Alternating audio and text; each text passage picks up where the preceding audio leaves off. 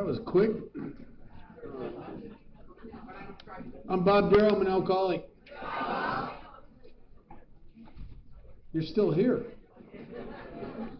You're the people that used to hear the term last call.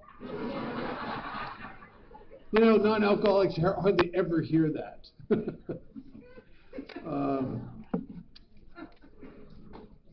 Well, I get to share my experience on a step that I was also, I've been resistant to all of this.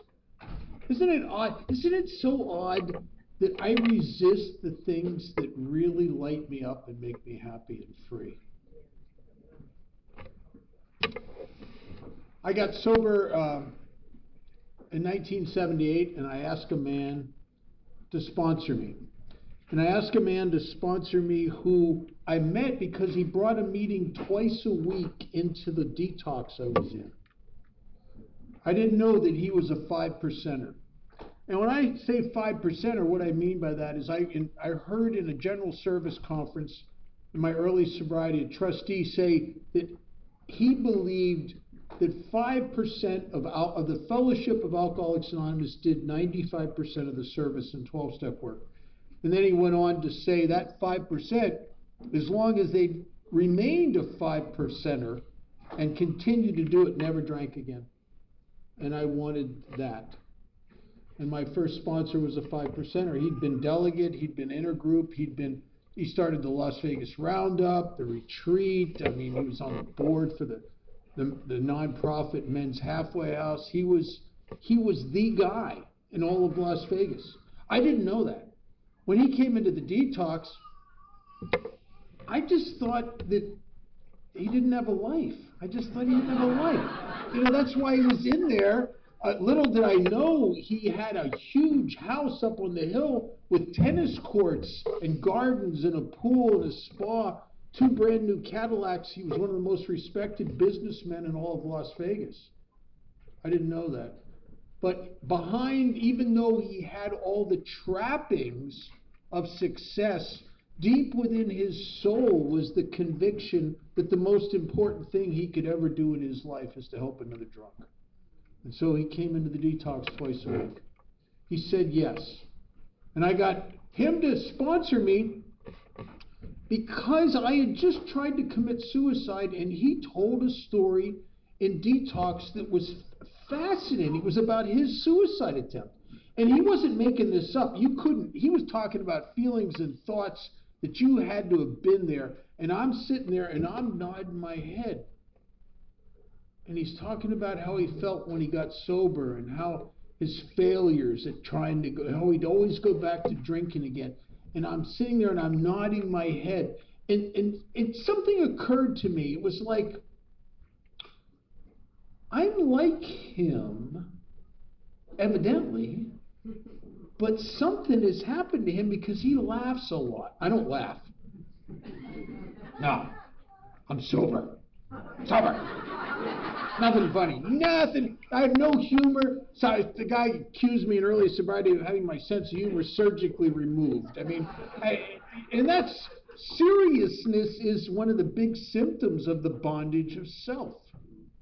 But this guy laughed a lot. And I remember thinking, man, this AA must have done something for him. And if that could happen for him, could that happen for me? And I was afraid to hope because I had no more entitlement. I was afraid to hope because I had lost all hope. I was afraid to hope because I didn't feel like I deserved anything good. But I did something that was out of character for me. I went up to him and I asked him if he'd sponsor me, and I was so afraid. I remember that feeling of fear, like he was going to throw me away. He was going to reject me because that's all I felt like I was worth. So I said to him to sweeten the pot a little bit, I said, if you will sponsor me, I'll do anything you ask me to do, not knowing that they have a lot of things they want you to do. I mean, and none of them seemed like a good idea. None of them went, oh, I get to write an inventory. This is amazing. None of it seems like a good idea until after you do it. And one of the early, he had me praying. That was I didn't want to do that because I didn't believe in God, but he had me. And then I wasn't even out of detox but a week, and he starts hammering me to do service to help people. He wants me to be one of the guys that's taken the meeting into the detox with him and some of his cronies. He wants me to sign up on the 12-step list. He wants me to take a meeting into Reality House and Samaritan House. He wants me to sign up for the new meeting that's going to start in the state penitentiary right outside of town. And he just hammers me, help people, help people, help people, help. Oh, geez, like a broken record. Just help people, and I just, And I'd worked as a counselor at one point, and I'd had a lot of therapy, so I said to him, with my therapeutic background, I said, well, don't you think I should work on me for a while? And he looked like he bit into a lemon, and he reared back, he said, work on you. You've done quite enough of that. Stop it. And when he said that, I didn't argue. I said, yeah, okay, because if I could have been fixed, I'd have been fixed by now, for God's sakes. And I started doing everything he suggested. And I ended up sponsoring guys really early in sobriety. Didn't know what I was doing. And I was afraid. But I started doing it. There's a guy in California says, if you're afraid that you're going to kill somebody, he said, you got to kill a couple to get good at it. That's not true. I'm a vehicle for God's grace. I don't have the power to fix somebody. I don't have the power to kill somebody, because the burden of all lessons in the realm of the Spirit is on the student. It's never on the teacher. We're just instruments here. So I started doing this, and I don't know why I'm doing it, and it's inconvenient. Because maybe some of you are like me. I have this feeling, this sense, that I need many, many hours each day to contemplate me. You know what I mean? I'm a thinker. Which is stupid, because I've never sat and pondered myself and spiraled upward. You know what I mean? I don't do that. I just, but that's my nature. So he's pushing me into all this 12. He had me really busy, and I was going to, I was doing a couple H&I meetings a week, and I was probably doing a total of close to 20 meetings every week. Because I discovered something early in sobriety. I was better off with you than I was when I was alone with me. A lot better.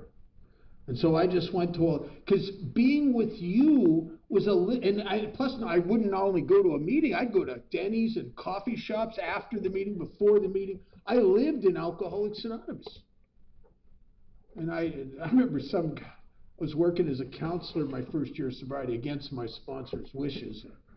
He said, that's like the blind leading the blind, But I had someone tell me, who was a professional. They said, you may be replacing your addiction to alcohol with an addiction to AA. You know what I thought? I thought, who cares? This is the best I've done. And I've been in and out of AA for a lot of years. And I did it, but I didn't understand it. I didn't understand why I was doing it. I just understood that my sponsor wanted me to do it, and I wanted his approval desperately. And this is the only place I've ever come where you took something that would often be considered a defect of character and you turned it into an asset. I wanted his approval, so he got me to take actions I wouldn't have taken. But I wanted his approval. And I wanted the approval of the other members of my home group also, because they were all doing it. And so it was easy to do something that the people you respect are doing, right? I started doing it, and I remember I didn't really work the steps. I did an inventory my first year and third step, but I didn't really work the steps out of the book until about 4 years sober, after I heard my first Joe and Charlie thing.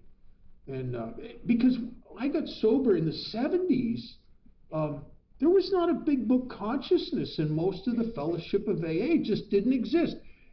People were trying to work the steps out of the 12 Steps and 12 Traditions book, which is nuts. I mean, I've done that. I wrote a fourth step out of the 30-some questions.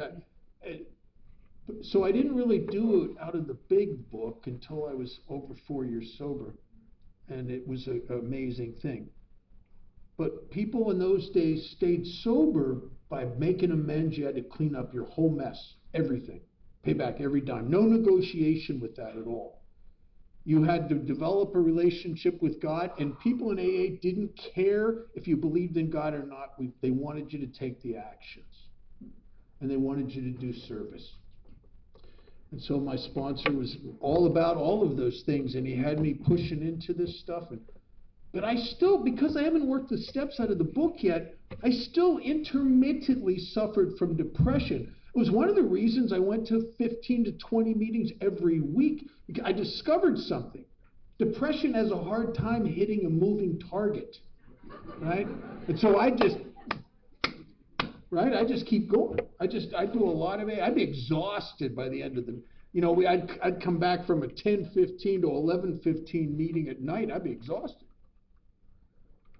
And one night, I'm at the 10:15 meeting, and I'm not doing well, and I had started sinking into a deep depression. Somehow I got out of my apartment. I didn't know what else to do, so I thought, I said a little prayer, and I thought maybe if I can get to this 10:15 meeting, this late meeting, that maybe I'll hear something that snap me out of this funk I'm in. Because I get scared when I drank, in the 7 years I was in and out, I drank over depression. Because until my emotions had put the screws to me so much, I do anything for relief. And I'm moving down that road. And so I go to this meeting because I don't know what else to do. I don't have much else. And I'm sitting in that meeting and I'm trying to ponder my life, and I'm just, isn't it funny? The more I think about me, the more problems I realize I almost overlooked. Do you know what I mean? And I've got all these problems, and I'm sitting there, and I'm not doing very well, and I can't hear anything in the meeting.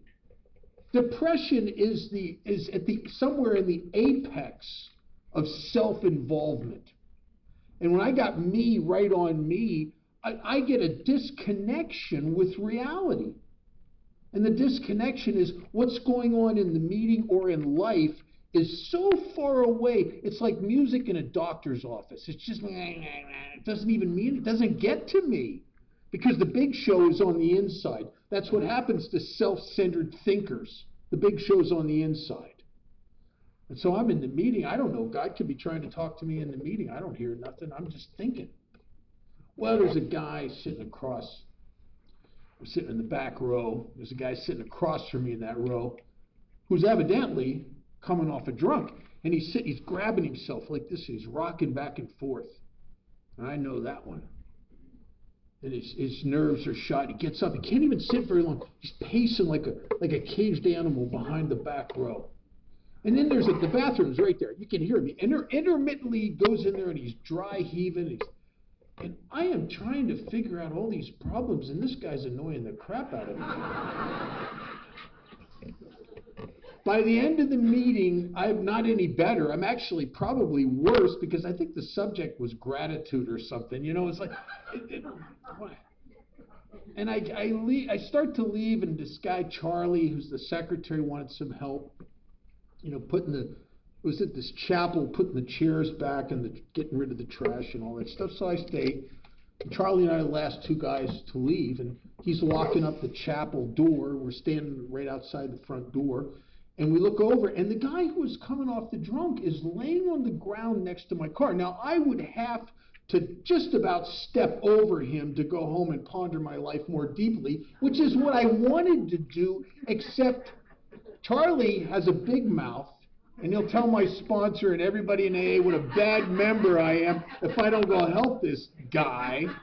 And Charlie has to go to work. He's working up at a graveyard shift up on the strip in one of these bust-out hotels. And he says, you got to help the guy. And I don't want to help that. Go over to him, and He's peed his pants. I don't want him in my car. No.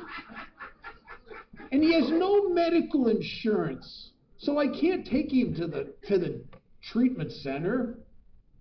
I don't know what to do. We used to do two things back in those days before they had the free treatment center, free detoxes. You'd take a guy into your home, did this a bunch in the early years, and you'd give him a shot of vodka, maybe every hour, and a little orange juice about every hour or so, just to keep him from going flopping around like a fish out of water on the floor of your living room.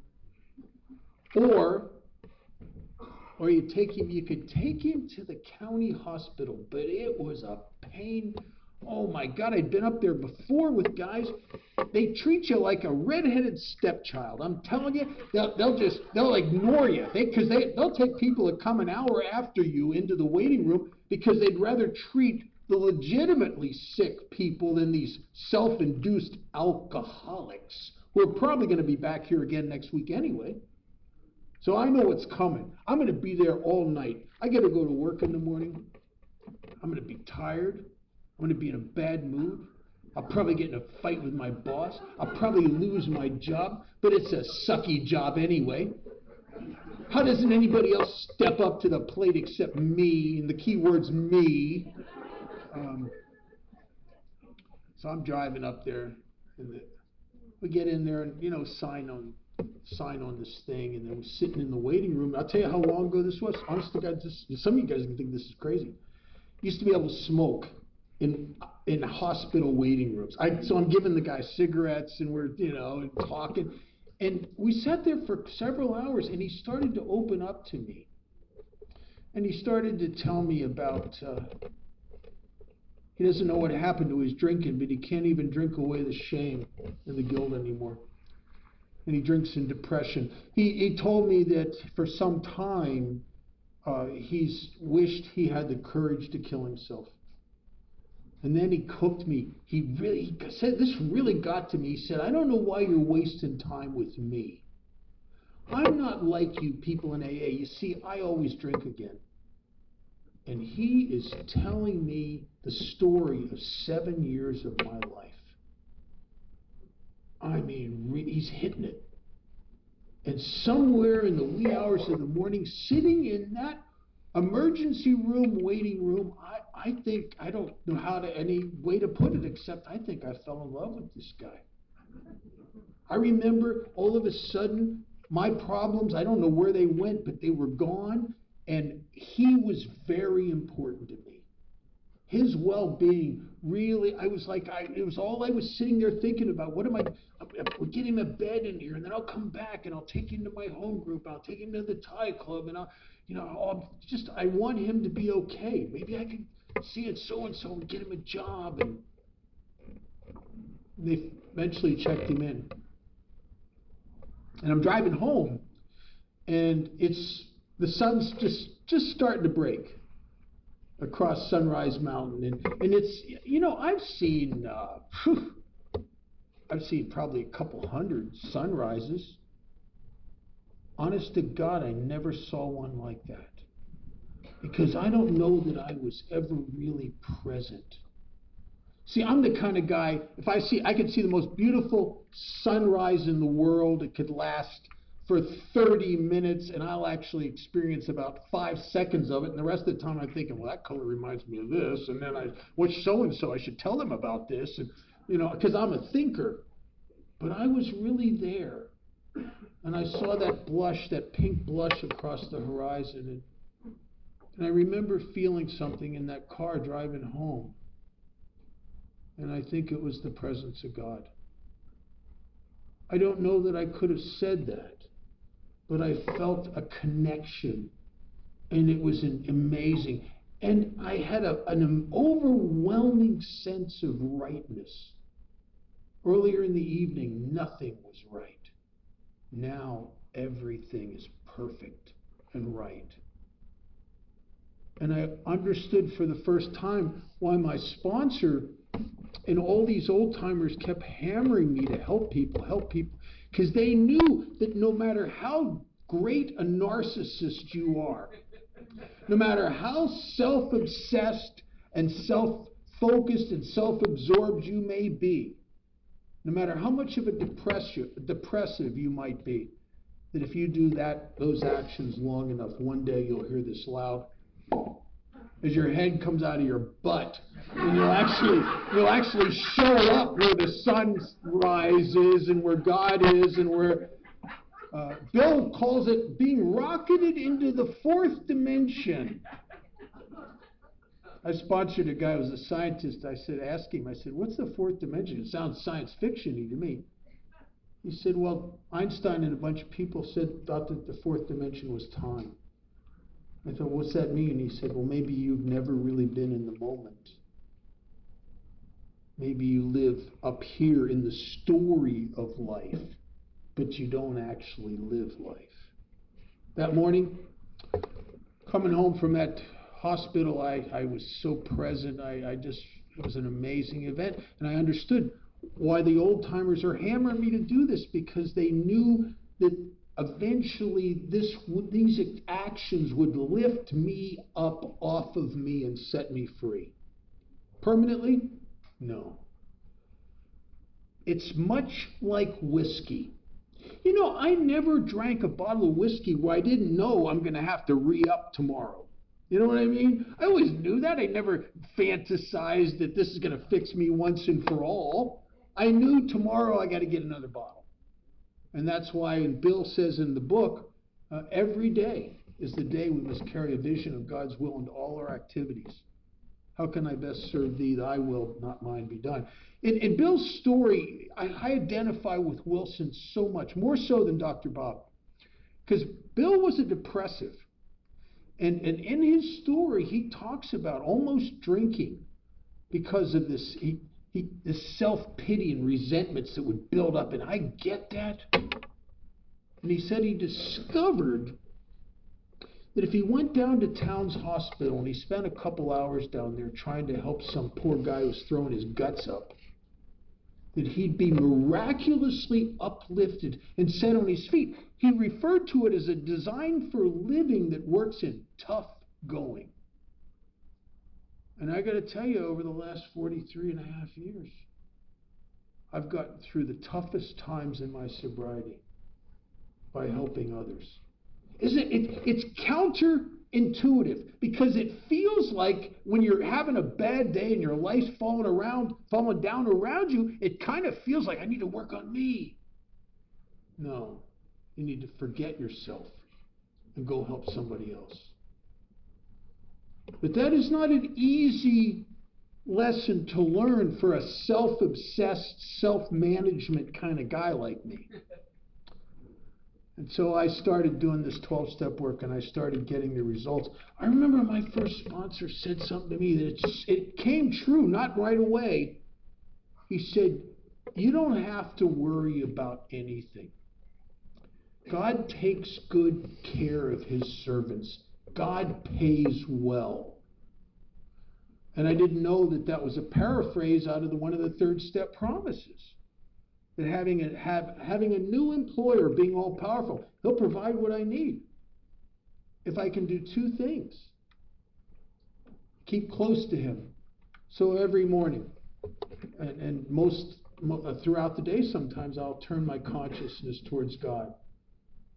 But even more importantly, I'll perform his work well, which is helping his kids. And as a result of that, I feel closer to God when I'm helping his kids than I do when I'm praying and meditating. I feel more connected to God in helping his kids. And so this becomes a way of life for some of us, the ones that are lucky.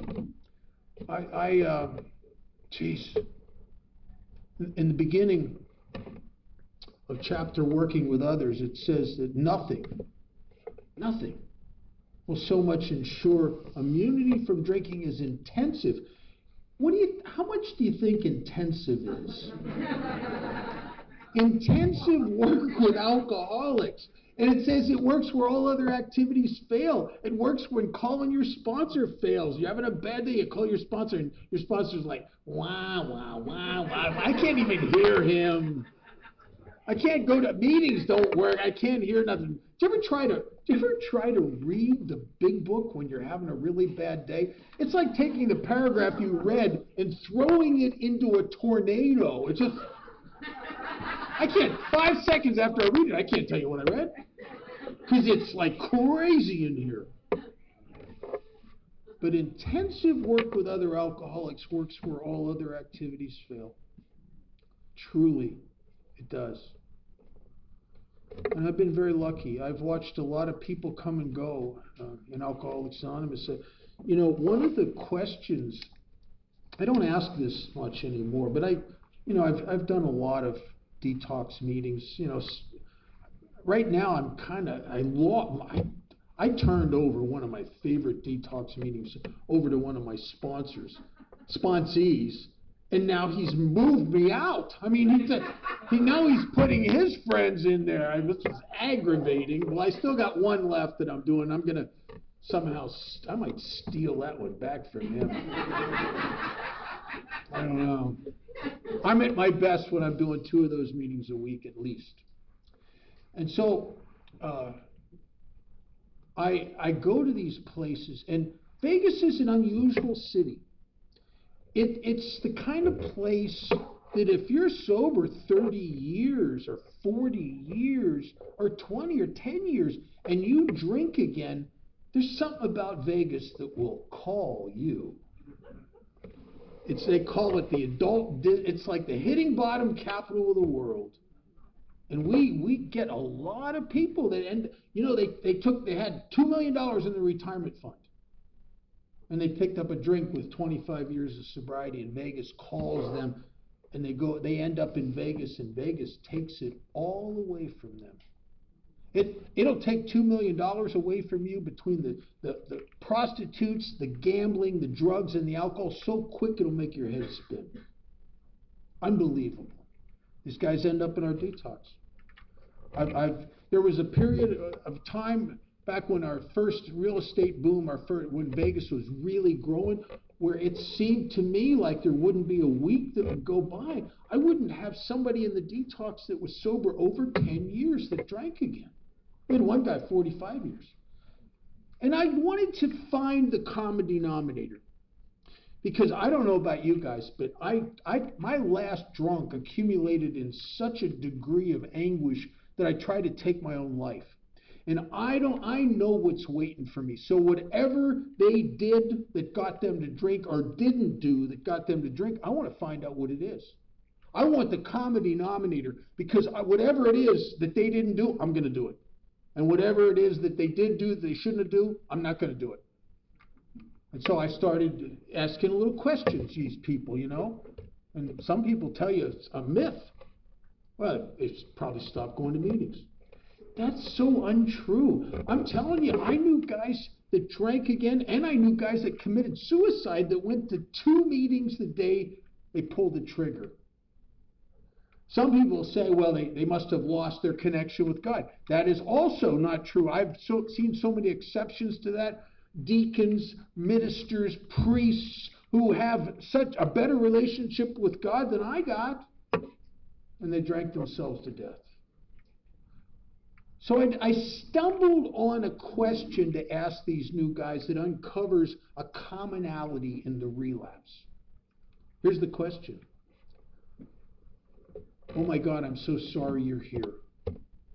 I'd like to help. If you would, here's a piece of paper. If you could write down the names and the phone numbers of the guys in their first 30 to 60 days that you've been trying to help, I will call them. I'll step up until you get stable to help you, take your place. They won't have anybody to give you. Because they had lost their way. They had lost their primary purpose. Now their primary purpose is not helping other people. Their primary purpose is them.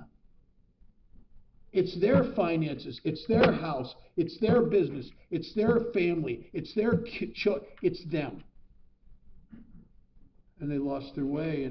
And Wilson refers to us helping other people as our primary purpose. As a matter of fact, I think any view of the 12 steps that doesn't include a commitment to step 12 is just another selfish, self-centered endeavor.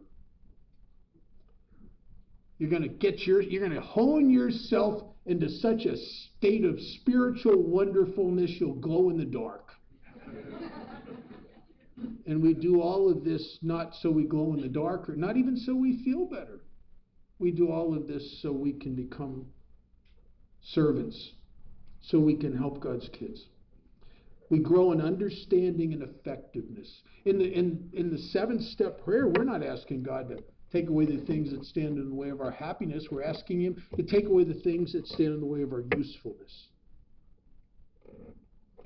And I started to claim my primary purpose, and it's exquisite because it's real freedom. You know, I go to AA for the exact same reason I drank whiskey, because whiskey set me free. Free of my emotions, my thoughts, the feelings of not fitting, the depression. It just set me free when it worked, not at the end. And I do AA for the same reason. I want to be free. I think that's one of the greatest promises of the 9th step promises, this new freedom. And it really is a new freedom, because I don't know that there were moments in early drinking where alcohol would lift me right up off of me and I could get free. And then you know what happens. If the disease progresses, it starts to turn on you and you don't get free anymore. But I keep chasing it. And so Alcoholics Anonymous is designed to do slowly what alcohol did quickly and almost instantaneously.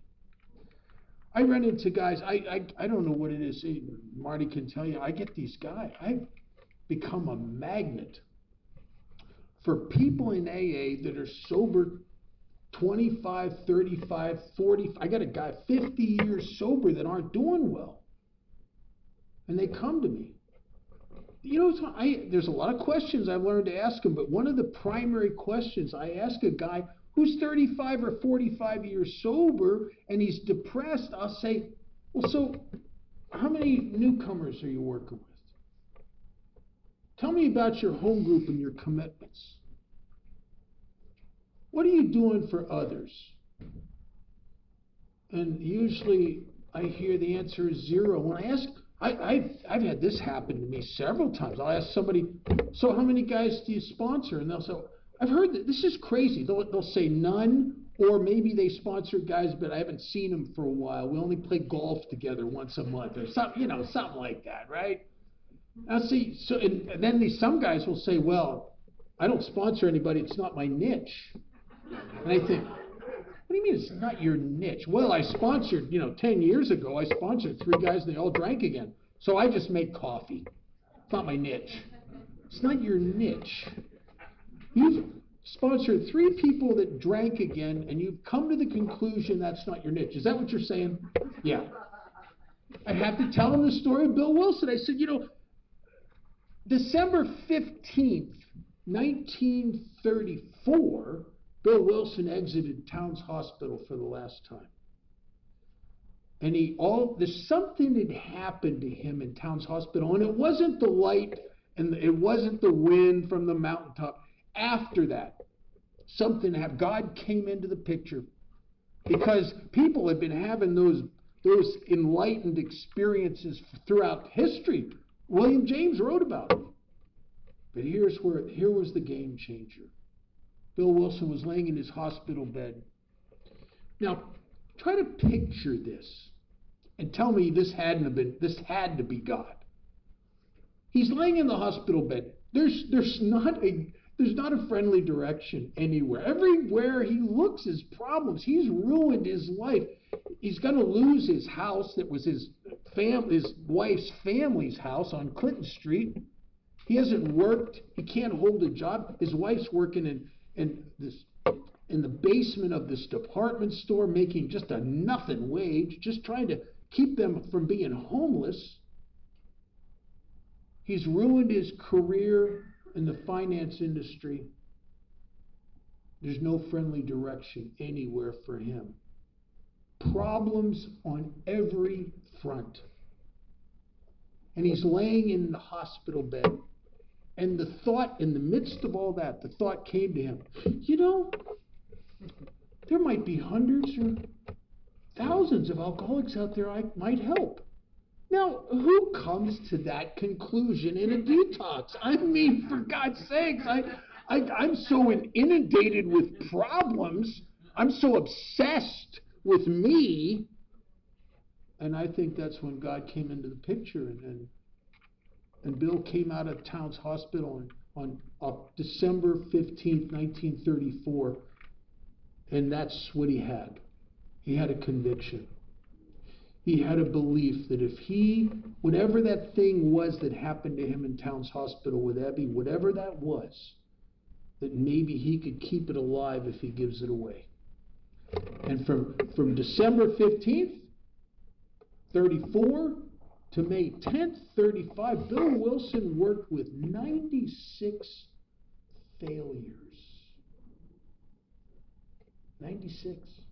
One guy committed suicide in their house on Clinton Street that he put up. Another guy stole his suit. He had one nice suit for job interview. Stole the suit. Another guy stole the coffee pot. Tried to trade it in for gin. Huh? Nobody stayed sober. But he persisted. He never stopped. And there's the famous conversation before he went to see Silkworth, before his trip to Akron, where he's so in despair because nobody's staying sober. And he said to Lois, maybe I'm wrong. Maybe I got to go to work. I got to get you out of that department store. You've been laboring in there just to keep us alive. And maybe I was wrong. Maybe this thing doesn't work. And she said to him, but Bill, you're sober. Sometimes we have to hear it from somebody else. You can't say those things to yourself.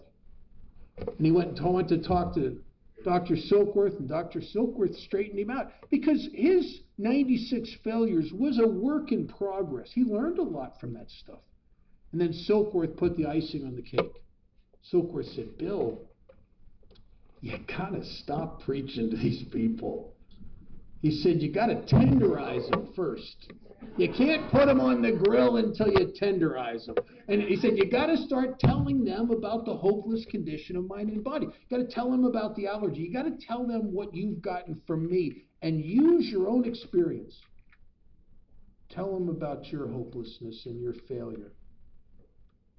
And then maybe they'll find their hopelessness too.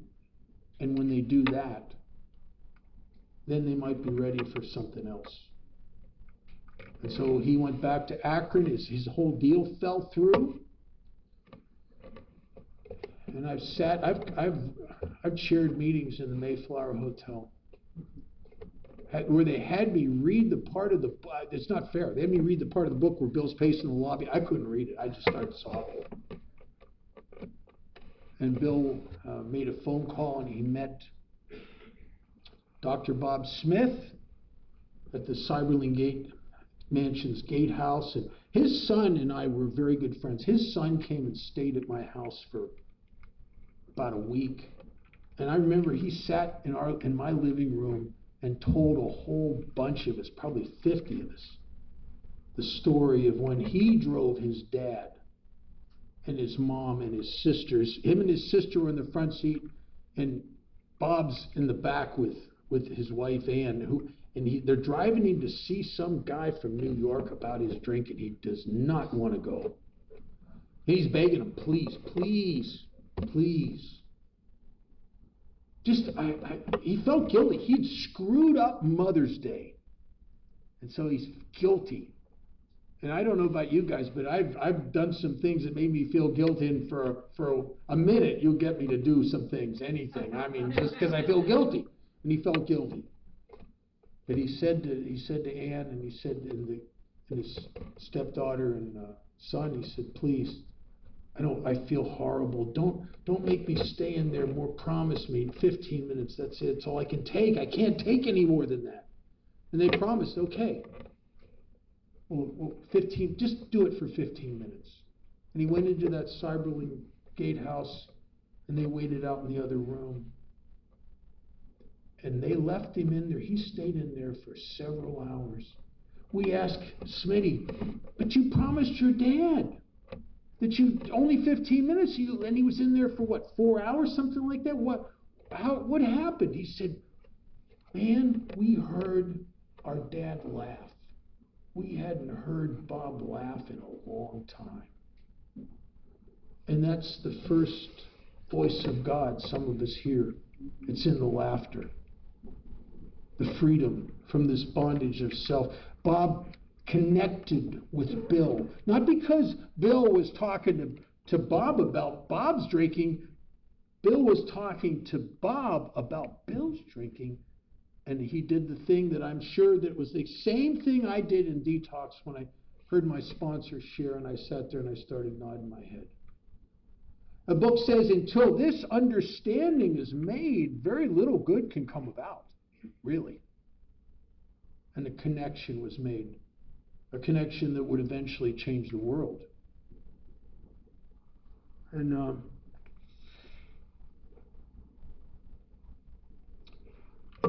Bill did a lot of 12-step work, and so did Bob. And we are probably here because of the dedication and the selflessness, and it was all driven by desperation and hopelessness. We're here because of the actions of those two men. And so I say to the person, you sponsored 3 people, and it's not your niche, huh? Say, well, up against Bill Wilson, I think you got 93 failures to go through before you can come to that conclusion. Because 12-step work works on a spiritual principle that is ancient. And that spiritual principle is if you throw enough crap up against the wall, some of it sticks. So it's not your job to be profound. It's your job to fling crap. Just start flinging crap. Just fling. Just fling. Pick them up. If you don't have anything to say, don't take them to where there's people saying stuff. If you don't have a message, take them to the message. Buy them a hamburger. Let them know that you understand how they feel. Because for some of us, that is some pretty seductive stuff. When people in Alcoholics Anonymous, one of the great things that they did is that they listened to me. Nobody had listened to me. I was a homeless guy on the streets. When you're like that, you're invisible. People listened to me. And I knew they listened to me because they would interject little things that let me know they just heard what I said. And they'd nod their head. I think listening to someone who's down and out and hopeless and worthless is probably one of the greatest gestures of love that one human being could ever give another. People listened to me. And I started to grow because it's hard to not go along with you when you've been so kind to me. And Wilson had a tremendous, and so did Bob. They say Bob, personally, 12-step, one estimate is 5,000 people. But he didn't just help them change their life. He instilled in them an ethic to go and pay this forward. Go pass this on. And so they did. I have a big book, experiential big book step workshop at my house. I've had it there for almost over 34 years, maybe close to 35, I suppose. And when we get to step 12, it usually takes at least 3 weeks to do it, because having had a spiritual awakening as the result of these steps, the only result, what does that look like? And sometimes we spend time talking about that. And then we carry this message to alcoholics, and we spend a lot of time doing that. And the book is a blow-by-blow description on how to do that. And I'll tell you, I did a lot of 12-step work before I ever read this book. And if you're trying to help people and you don't have principles, all you got left is you. And I was a cowboy, and I made everything. If I'd have read this book, I would have saved some time and pain, because everything in here and working with others says don't do. Oh, I did it. I did it. Everything you said do. Nah, I didn't want to do that.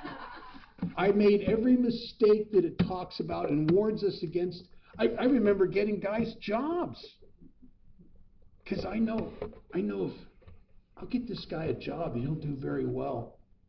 Then he'll probably get a year and mention my name.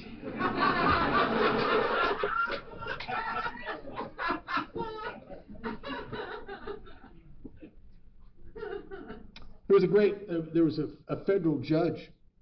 I didn't understand. I just knew him from the men's stag, and a guy named Roger. I didn't know how powerful this guy was. They named the federal building after him. That's how powerful. I didn't know that.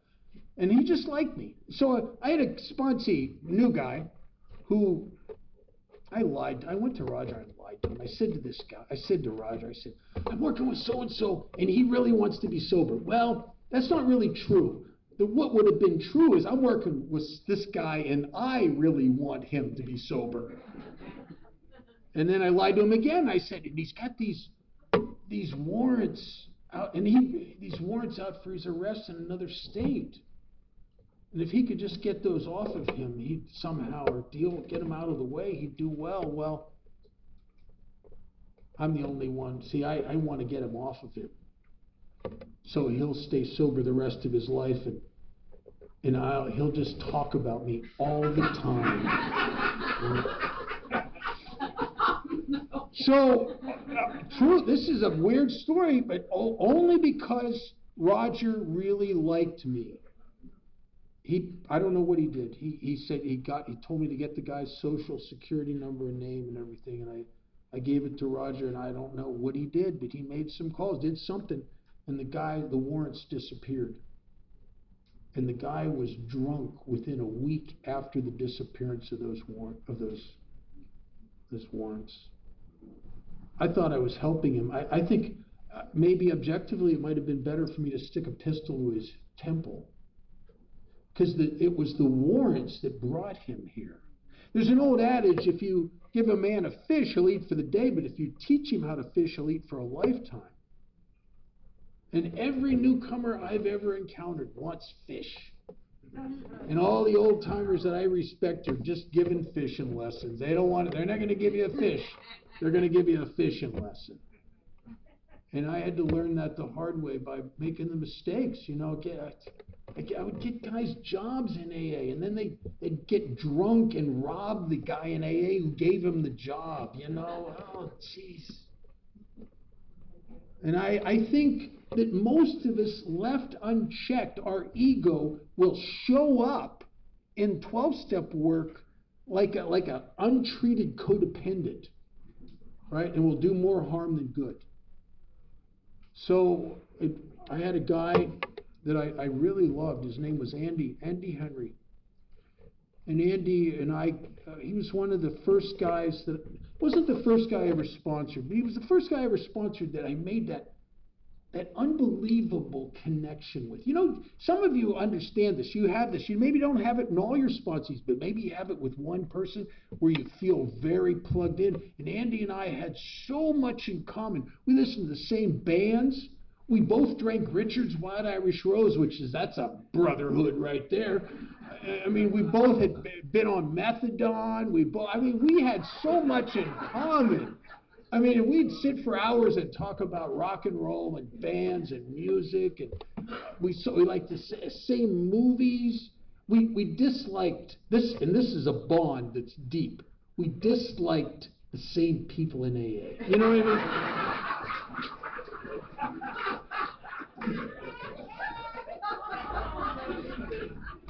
Yeah. And Andy calls me up. Now, I'm not sober very long. And the book says you can't transmit something you haven't got. That's really true. But that doesn't mean you shouldn't try to transmit something.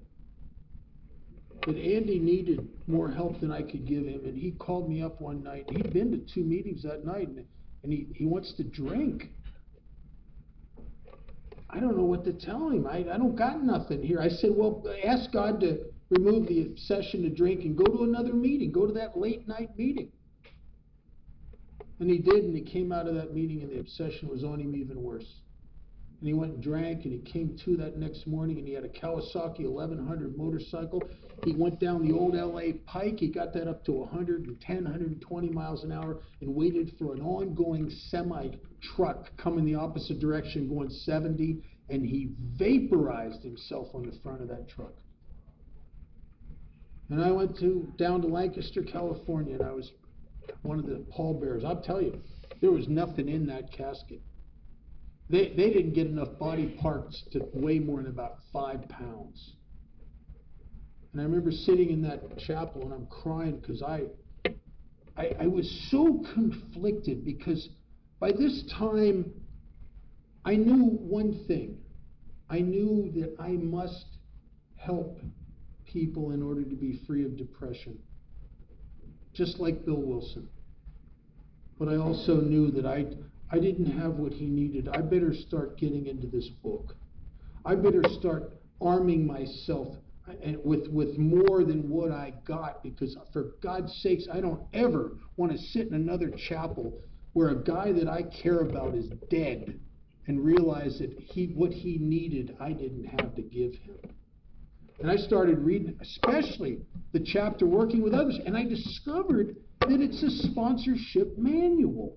I mean, there's every twist and turn in there you can imagine that you'll encounter in a 12-step call or working with a newcomer. It's in there. It's all in there.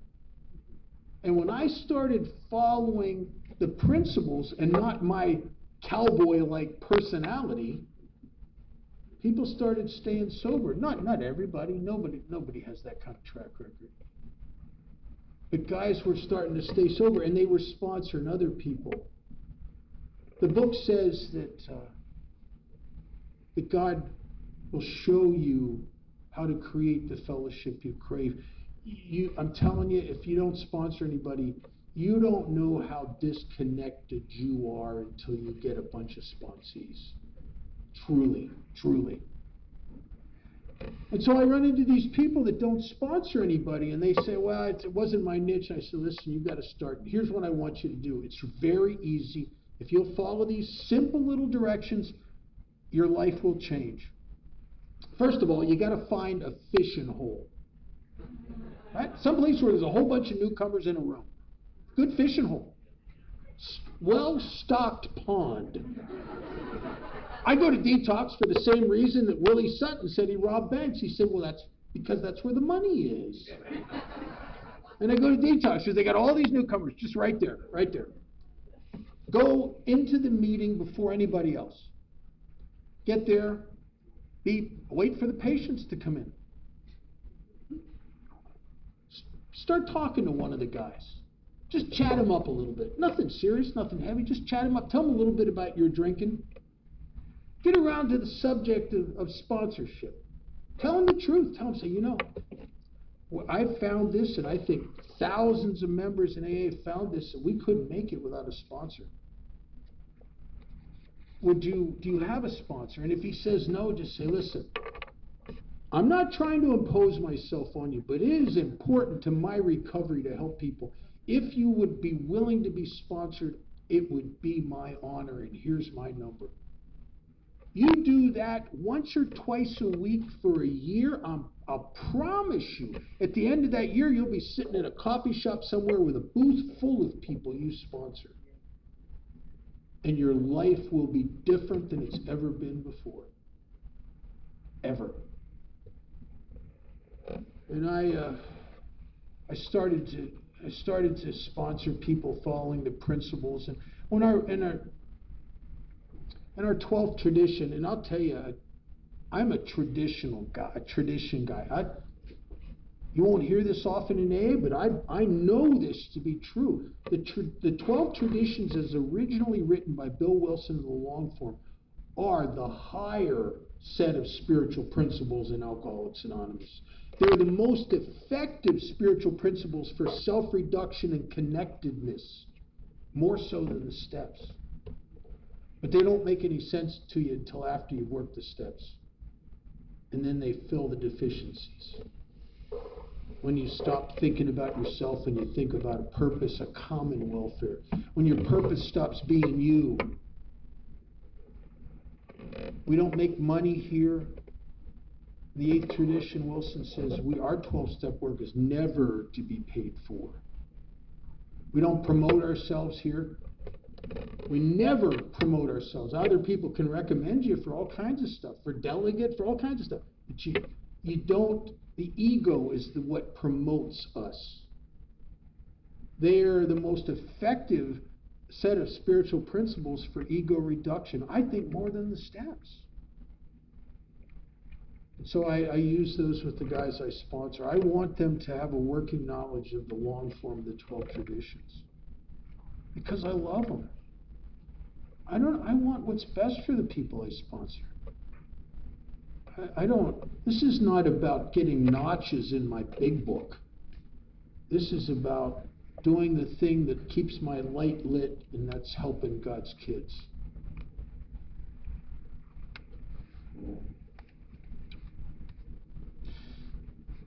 When I was about 9 years sober, it was one of the first times I didn't really speak much in AA. I was terrified of public speaking, truly. It's odd because I do so much of it now. But that's the truth. I really was. The first meetings I ever shared at when I was brand new was a candlelight meeting. And I discovered if I could sit in the corner, the light, I could hide in the shadow. And no, honest to God, that's where I first started sharing. And then my sponsor got me into detoxes and jails and homeless shelters. And for some reason, I couldn't share in front of you.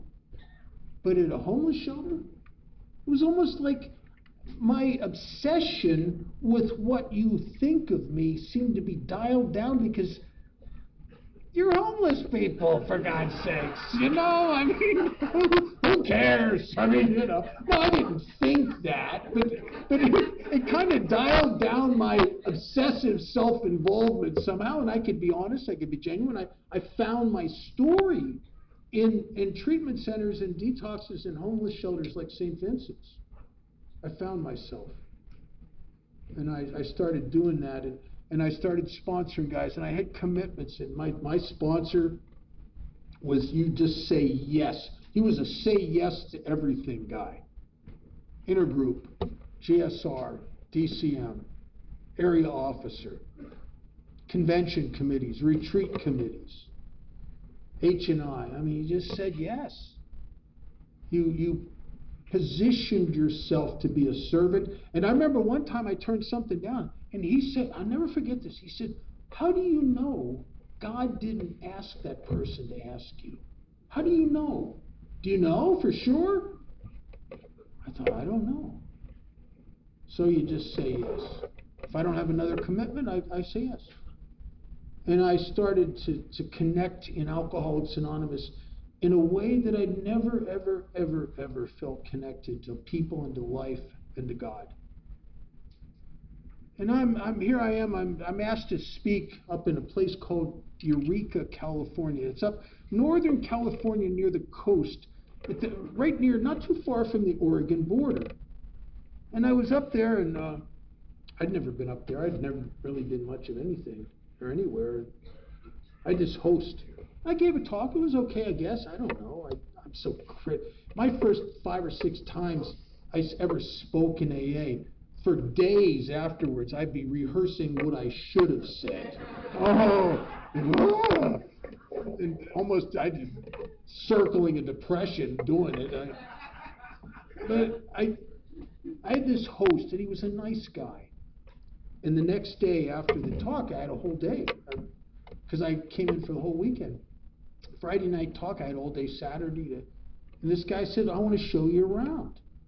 So he put me in his truck, and he took me to this place that was called the Avenue of the Giants. Now, I had never seen anything like this. There were trees that were 200, 250 feet high. Some of them were 20, 25 feet in diameter. It was like walking into a scene from Jurassic Park. I mean, it was amazing. There was a presence in that forest, and a quiet presence. It was really something. Well, we're there for a little while. The guy says to me, come on, way to get in the truck. I want to take you down to the coast, because there's these rock monoliths that come up 100 feet or more right out of the ocean. He said, it's amazing. There's cliffs. You got to see all this. So okay. So I get in this truck and we're driving along. And it's a ways. We're passing these meadows and fields. And he says to me, he said, you notice how you don't see a 200-foot tree by itself in the middle of the field? I said, yeah. He said, you know why that is? I said, no, I don't. He said, well, God's created these trees in such a manner that they cannot help but aspire to grow to these magnificent heights. The problem is, if they grow up alone, they will literally outgrow their roots' capacity to support them, and they will topple over and die on their own aspired magnificence.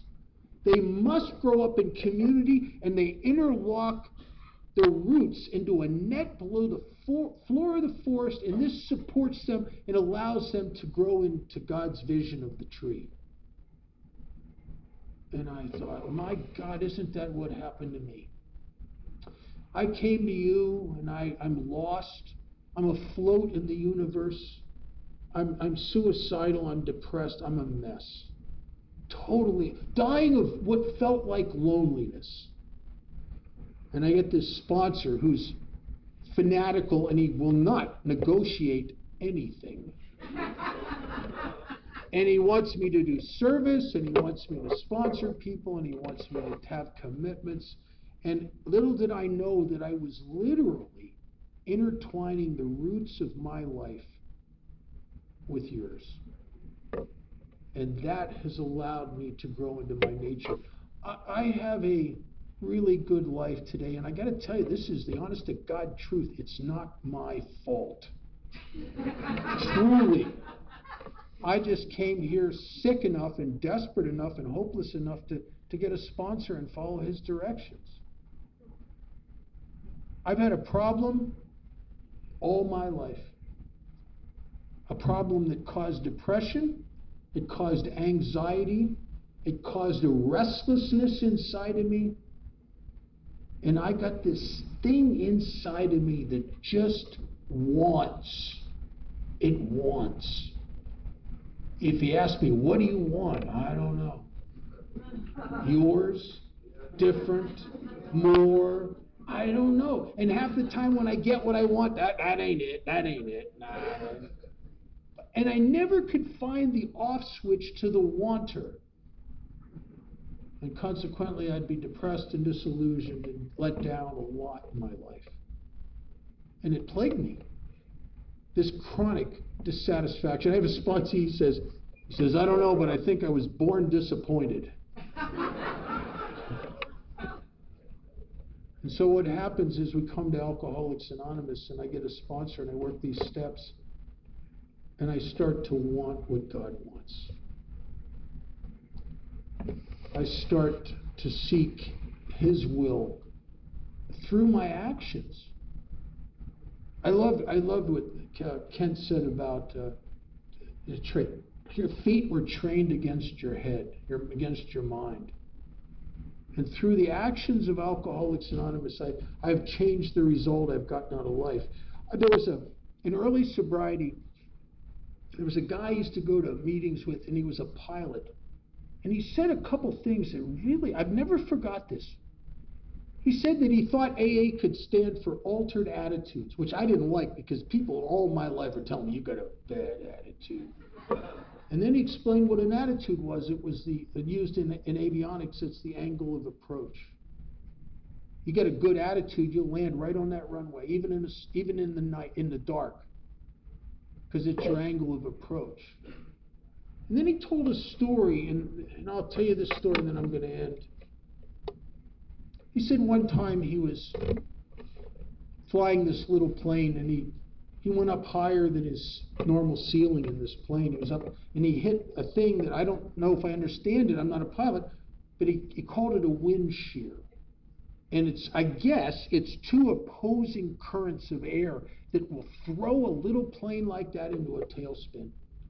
And he said it's the most frightening thing you've ever experienced. Every emotion inside of you is screaming that you're going to crash and die. And every instinct in you is to pull back on that stuff, to bring that up, that nose up. And he said, we learn that if you do that, you will surely crash and die. What you must do is counterintuitive. It's against everything you feel.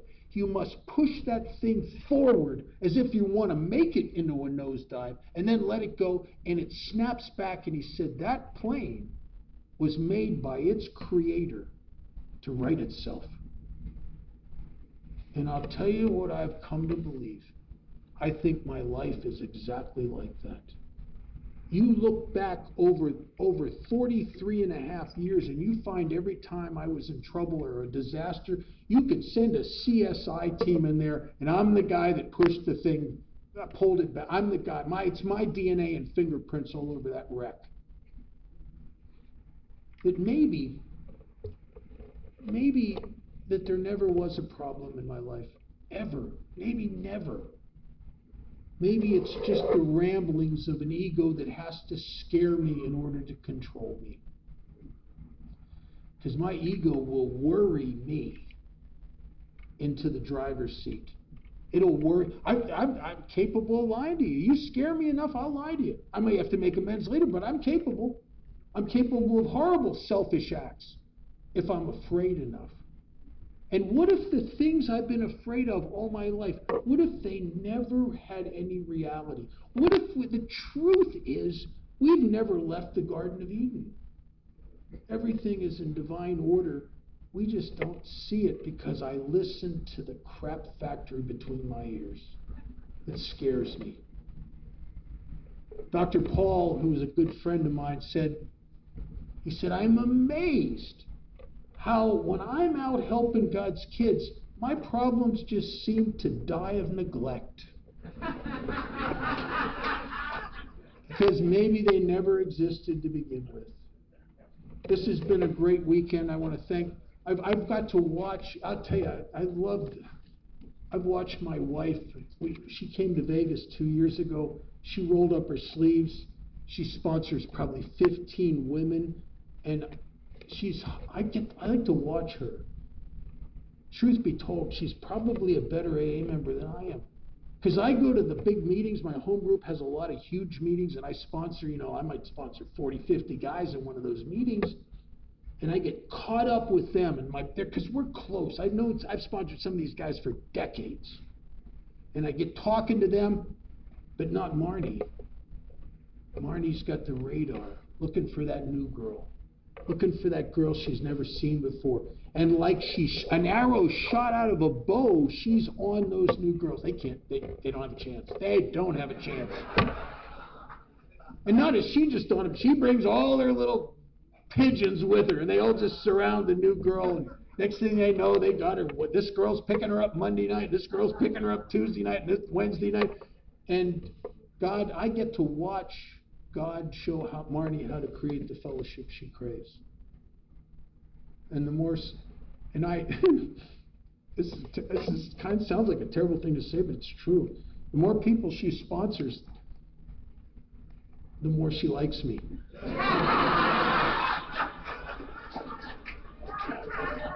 I don't understand the dynamic, but I'll take it. I take it. Thanks for listening. Thank you so much.